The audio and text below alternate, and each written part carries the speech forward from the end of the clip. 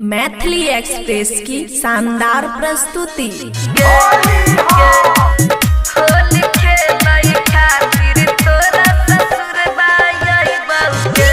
खुशी recording studio बलुआ।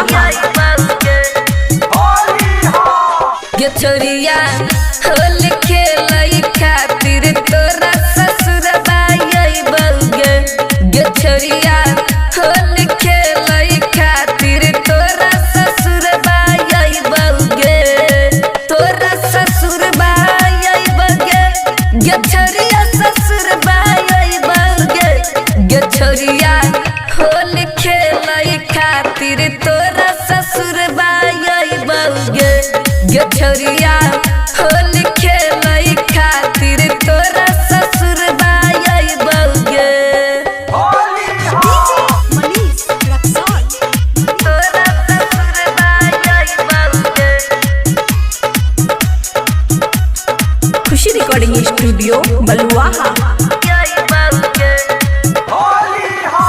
तरंगमा लई बोला गुलाल रंग दे बगदुन गाल गे छोरिया रंग दे बगदुन गाल तरंगमा लई बोला गुलाल रंग दे बगदुन गाल गे छोरिया रंग दे बगदुन गाल तभले देख ले तो बसुरबा तोरा ससुर बाई बउगे गे छोरिया होली खेलई खातिर तोरा ससुर बाई बउगे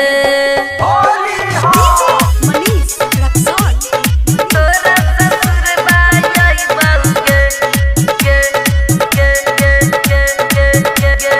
तोरा ससुर बाई बउगे कि जब से चढ़ल महीना फागुनमा तब से लागई नच हमर मनमा गे छोरिया लागई नच मनमा कि जब से चढ़ल महीना फागुनमा तब से लागई नच हमर मनमा गे छोरिया लागई नच मनमा त हमरा से भेल कोन कसुरबा छर के ससुरबा गेलही गे छोरिया होली खेलई खातिर तोरा ससुरबा आई बउगे तोरा ससुरबा आई बउगे। खुशी रिकॉर्डिंग स्टूडियो बलुआ।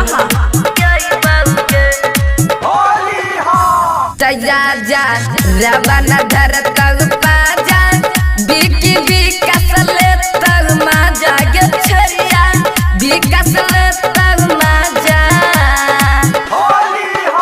त संतोष साजन धर तग पाजा यादव सीएम ले तग माजा गे छोरिया सीएम ले तग माजा त सैया जैत तोहर नैहर बा हम ससुर बाई बउगे गे छोरिया होली खेलई खातिर तोरा ससुर बाई बउगे तोरा ससुर बाई बउगे गे छोरिया ससुर बाई बउगे तबले देख ले तो बसुरबा तोरा ससुर बाई बउगे गे छोरिया होली खेलई खातिर तोरा ससुर बाई बउगे।